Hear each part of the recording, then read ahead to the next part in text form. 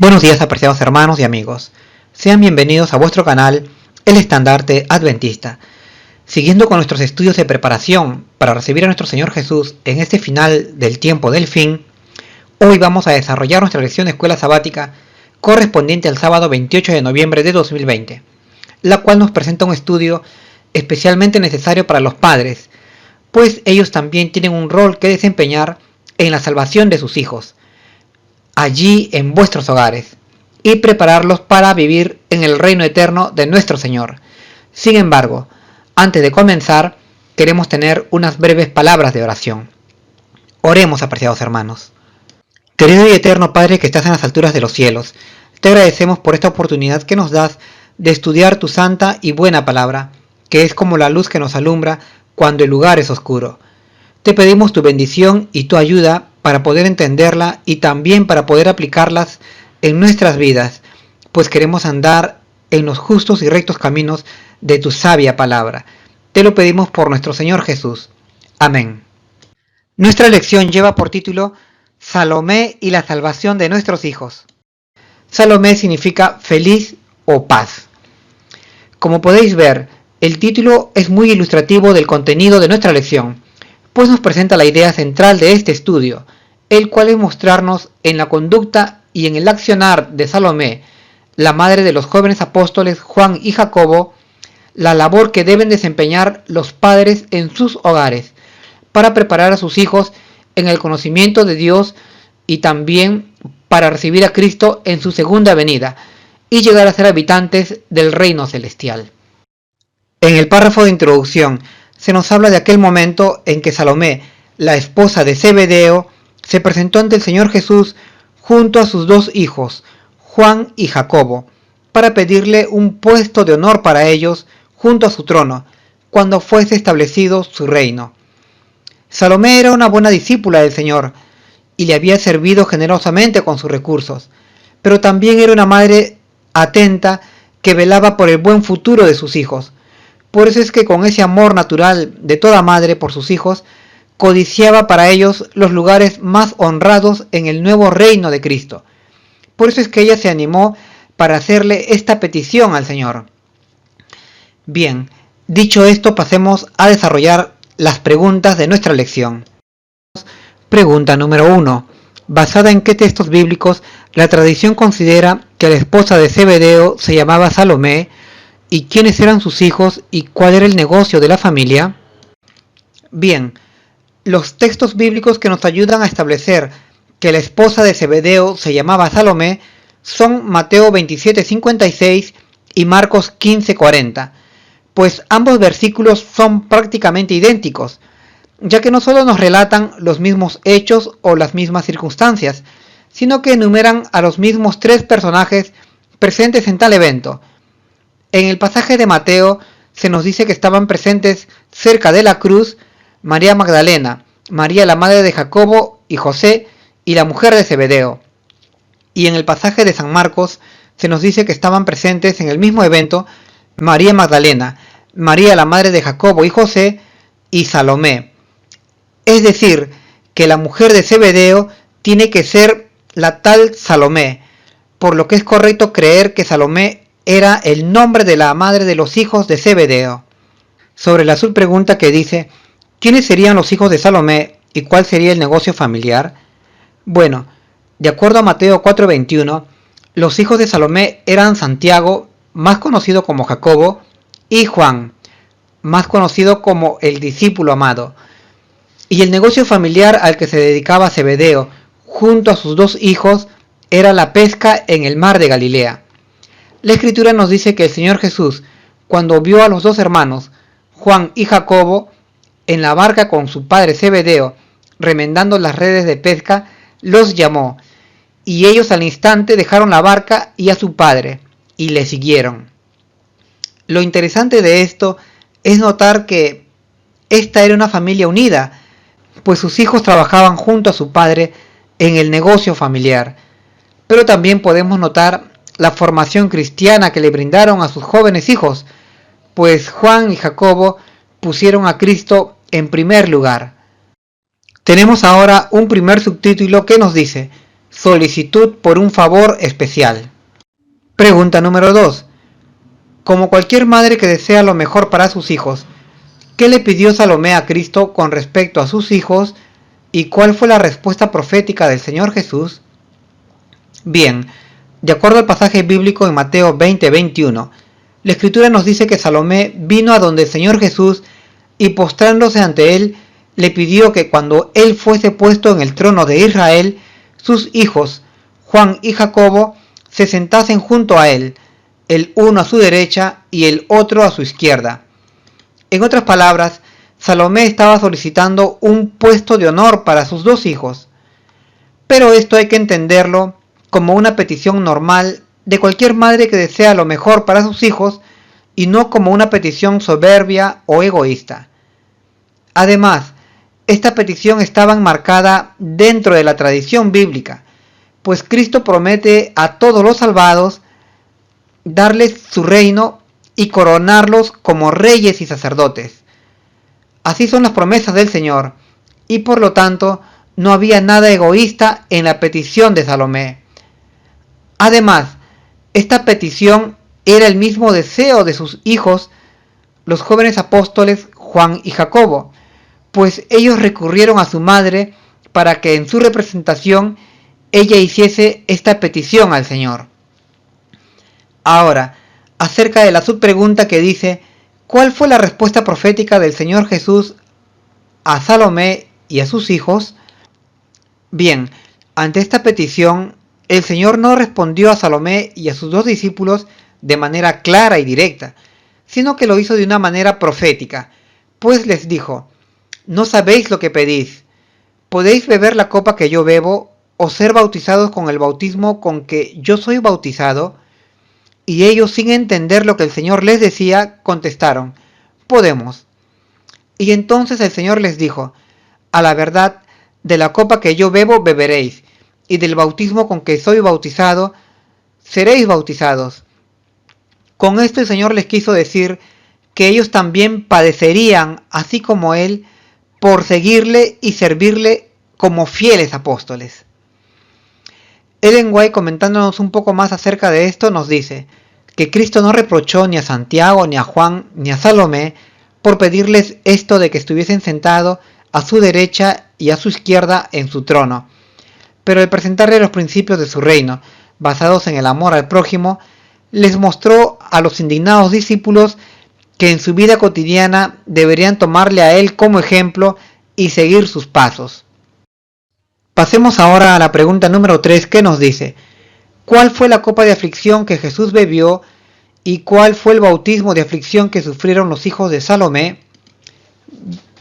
Bien, la copa de aflicción que el Señor Jesús bebió fue aquel terrible padecimiento que tuvo que sufrir a manos de hombres malvados, quienes lo juzgaron y condenaron a morir crucificado de manera injusta allá en Jerusalén, durante la celebración de la fiesta de la Pascua, pues en ese día el Señor Jesús fue traicionado por uno de sus discípulos y entregado a los judíos para ser juzgado y condenado a morir cruelmente en la cruz del Calvario, pagando con su vida los pecados de toda la humanidad. Y aunque el Señor Jesús pidió a su Padre que si fuese posible hiciese pasar de él aquella amarga copa sin beberla, sin embargo el Señor también aceptó beberla si es que no había otra salida para obtener la salvación de la humanidad. A esta amarga copa de la ira de Dios el Señor denominó su bautismo, y de este mismo bautismo de sufrimiento y aflicción participarían los jóvenes apóstoles Jacobo y Juan.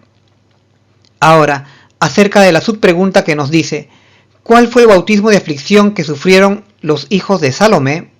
Bueno, el bautismo de aflicción que sufrieron los hijos de Salomé, es decir, los apóstoles Juan y Jacobo, ocurrió durante el ministerio de los apóstoles, pues ellos fueron perseguidos, apresados y condenados por ser seguidores de Jesús.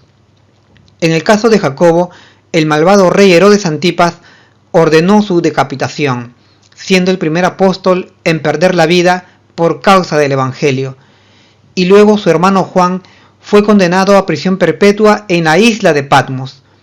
Así se cumplió en ellos las palabras proféticas que el Señor Jesús les dijera cuando ellos pidieron sentarse el uno a su derecha y el otro a su izquierda. Tenemos un segundo subtítulo que dice: El esfuerzo misionero de Salomé. Pregunta número 4. ¿A qué grupo misionero de mujeres cercano a Jesús pertenecía Salomé y dónde la hallamos en el día de la resurrección? Bueno, Salomé, como seguidora del Señor, pertenecía a un grupo de mujeres misioneras conformadas por Juana, la esposa de Chuza, María Magdalena, María la madre de Santiago y algunas otras mujeres más, quienes apoyaban y servían con sus bienes al Señor Jesús durante su ministerio terrenal. Podríamos decir que el suyo era un ministerio de la solidaridad o la piedad. Este grupo de mujeres, en ocasión de la sepultura del Señor, fueron las que se encargaron de comprar los ungüentos y las especies aromáticas para embalsamar el cuerpo del Señor Jesús, y así prepararlo para la tumba. Era pues un ministerio complementario al ministerio principal que desarrollaba el Señor Jesús. Ahora, acerca de la subpregunta que nos dice, ¿en dónde se hallaban el día de la resurrección?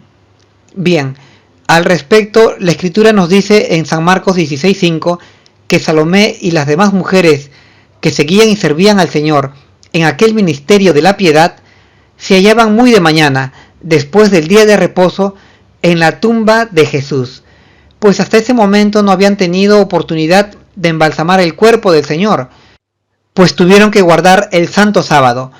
Ahora ellas, muy de mañana, portando los ungüentos y las especies aromáticas, entraron al sepulcro, pero no encontraron al Señor, sino que vieron a un joven sentado al lado derecho de la tumba, cubierto de una larga ropa blanca, el cual les dijo que Cristo había resucitado.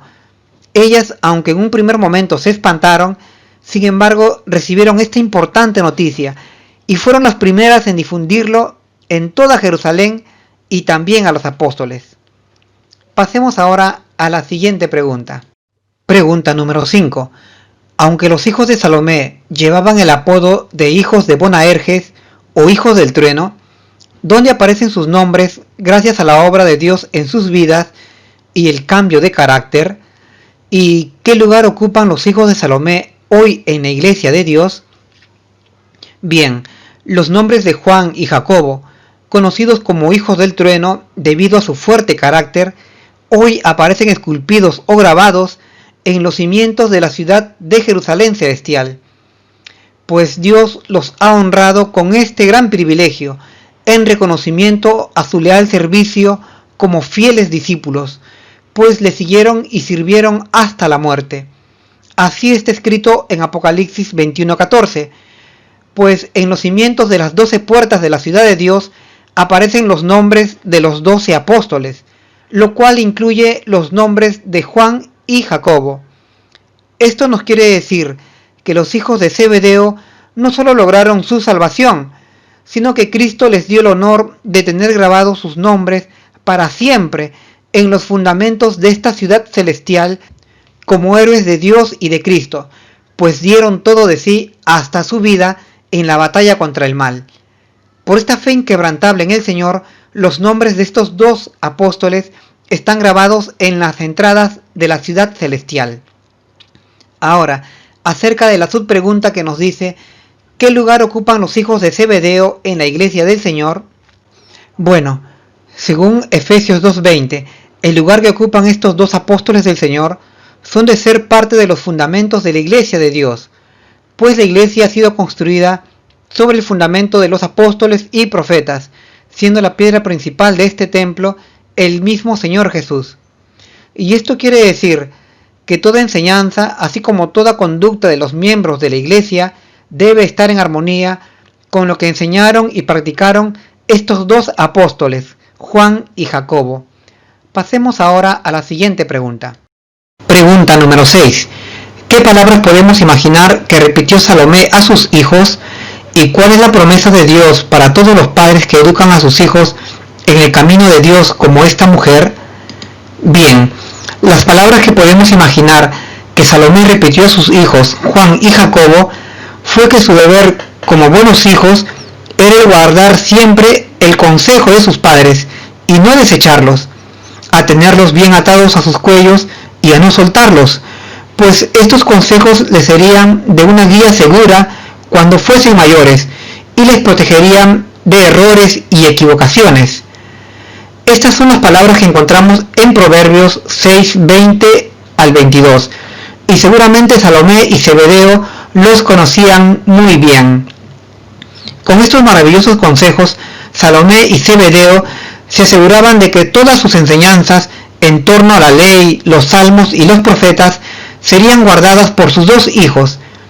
Y de la misma manera es hoy, pues los que somos padres también debemos enseñar a nuestros hijos la ciencia de la salvación contenida en las Sagradas Escrituras, pues el éxito de nuestros hijos dependerá de su fidelidad a estas enseñanzas. Ahora, respecto de la subpregunta que nos dice, ¿cuál es la promesa de Dios para todos los padres que educan a sus hijos en los caminos del Señor como esta mujer? Bien, la promesa de Dios para los padres que instruyen a sus hijos en los caminos del Señor se halla registrada en Proverbios 22:6, que nos dice: instruye al niño en el camino que debe seguir, y luego, aunque sea anciano, no se apartará de él. Esta promesa del Señor nos da las garantías y la seguridad de que nuestro trabajo misionero con nuestros hijos no será en vano, sino que tendrá sus buenos frutos. Y así como sucedió con Salomé, sus dos hijos, Juan y Jacobo, no dejaron caer ninguna de sus enseñanzas, sino que se mantuvieron fieles a todos sus consejos, de tal manera que siguieron al Señor hasta el final de sus vidas. Pasemos ahora a la siguiente y última pregunta. Pregunta número 7. ¿Cuál fue el mayor gozo de Salomé y Zebedeo? ¿Y de qué manera Salomé representa a Jesús? Bien, el mayor gozo de Salomé y Zebedeo fue ver que sus hijos no dejaron caer ninguna de sus enseñanzas, sino que decidieron convertirse en fieles siervos del Mesías, Cristo Jesús, pues ellos decidieron que era de mayor valor el seguir y servir a Cristo que vivir bajo los moldes de este mundo. En este sentido, podemos decir que todo el esfuerzo que realizaron estos padres para instruir a sus dos hijos en el camino del Señor culminó exitosamente, pues sus hijos se convirtieron en apóstoles del Mesías, es decir, en sus más cercanos seguidores. Y mayor gozo será el que tendrán Salomé y Zebedeo cuando en la resurrección, al llegar ellos a la ciudad celestial, la Nueva Jerusalén, vean con sus propios ojos que en los cimientos de esta ciudad se encuentran escritos el nombre de sus dos hijos. Ahora, sobre la subpregunta que nos dice, ¿de qué manera representa Salomé al Señor Jesús? Salomé vendría a ser una representación o un tipo del Señor Jesús en la medida en que ella, dado su gran amor por sus dos hijos, se preocupaba por la salvación de ellos, instruyéndolos con esmero y ejemplo en los caminos de la fidelidad y de la justicia a Dios. Y así también ha sido y es con nuestro Señor Jesús, pues Él tanto amó al mundo que dejándolo todo allá en el cielo, vino a nuestro planeta para dar su vida por nosotros, para que seamos salvos de la esclavitud y de la condenación del pecado, para ser restaurados otra vez a su imagen y semejanza y seamos parte de su hermoso reino de justicia, paz y santidad. Bueno, hasta aquí, apreciados hermanos, mis comentarios a esta interesante lección de escuela sabática. Espero que os sea de utilidad en vuestros estudios. Es mi deseo en el nombre del Señor Jesús. Amén.